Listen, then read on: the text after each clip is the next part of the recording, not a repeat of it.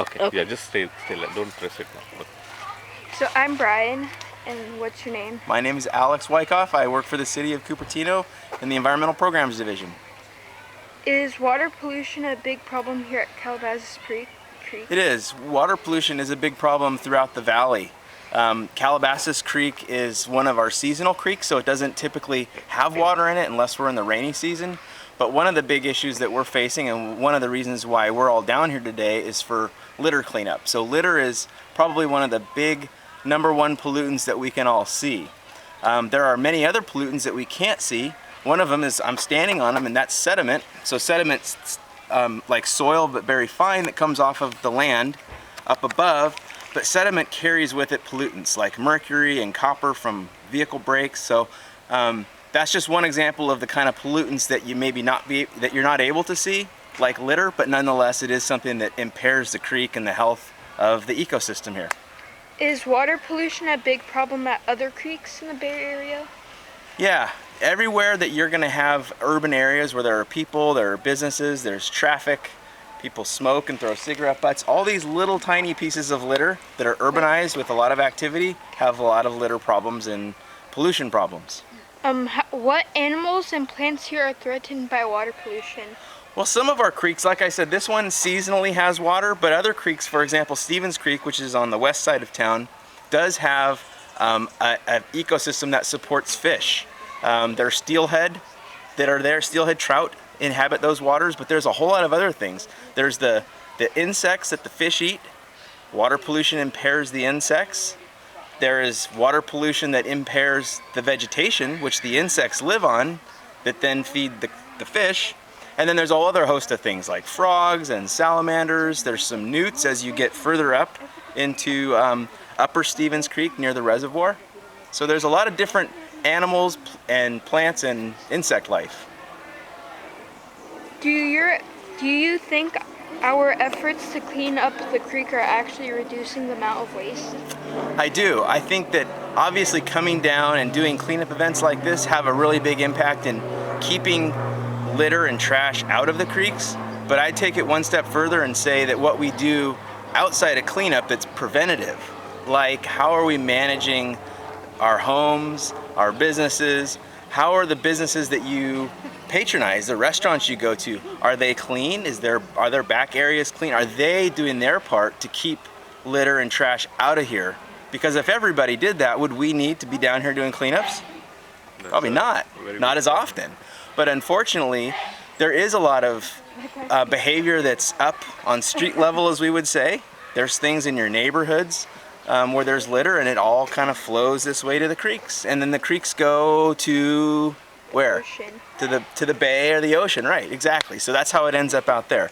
So yes, these events help, but just as much as we're doing our efforts down here to do cleanups, we also, the city and other groups, yourselves included at your schools, can do a whole lot about prevention. And that's kind of where our message is all about prevention.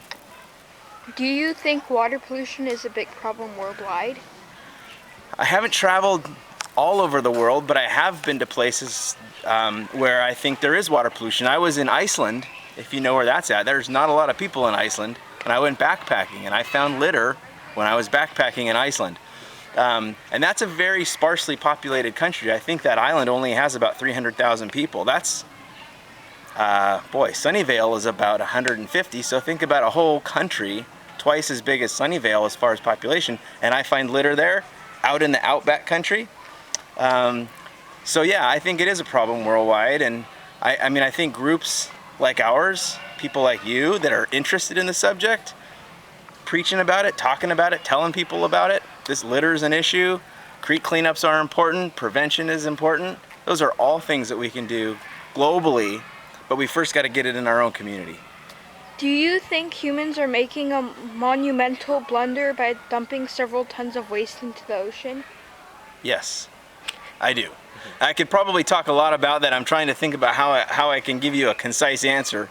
But I think part of it is that people don't necessarily know that their actions contribute to the pollution in the ocean. We are probably about 40 miles as the crow flies from the Pacific Ocean. But it's very clear when you start thinking about creeks and how water flows to different like the San Francisco Bay, for example, or if you're on the other side of the hill, that's going to flow directly out to the Pacific Ocean. We think, well, I'm in Cupertino. I'm far from the ocean. How could what I do impair the ocean?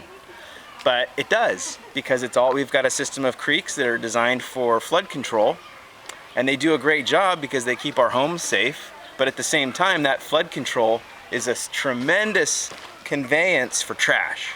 So the creek was designed with the great intentions for flood control to protect property, but it also works against us because it takes trash and brings it out to the oceans. Around 100,000 sea animals die every year from water pollution. Does this concern you, and should others be concerned?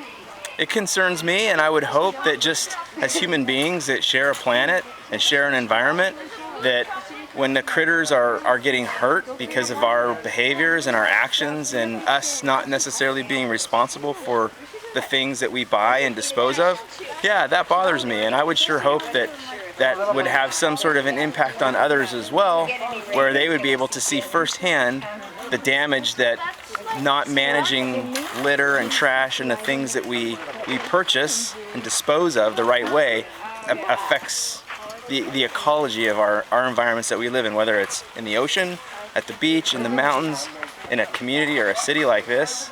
Yeah, I think it makes a big difference. Hundreds, even thousands of children around the world die from drinking dirty, contaminated water. What can we do to help? Well, fortunately in the United States, we don't have that problem. Around the world, I think a lot of that just has to go with the codes that we have for building, because a lot of that has to do, I should say, a lot of the water pollution, I think, from what I know of it, has to do with waste, human waste, animal waste that's not treated right, and it gets into the water system and it impairs it. Perhaps some of that's litter related, but I think a lot of it is sewage. So I think the first thing to do with some of the countries that have these sorts of challenges in front of them is to look at what are the laws about how they build, how they connect their plumbing, do they even have plumbing, and then how can we, as a country that seems to have it right, go and help them and teach them ways to keep that pollution from the water, because as you all know, we're in a drought. Well, our drought will probably change. At some point we're going to get rain, but there are countries that just don't have the rains to rely on, so they've really got to rely on groundwater, and every little bucket of it counts. And if that's being polluted, they don't have a lot of sources from the skies to replenish that. So it's really, really, I think, an issue that they need to work on. And I think as a nation of ours, we should probably be there to help and teach. Oh, perfect. And that's Thank you. You're welcome. Thank you guys. Thank you so Do you have any other questions for me? No. Okay, great. Well, thank you. That was really helpful.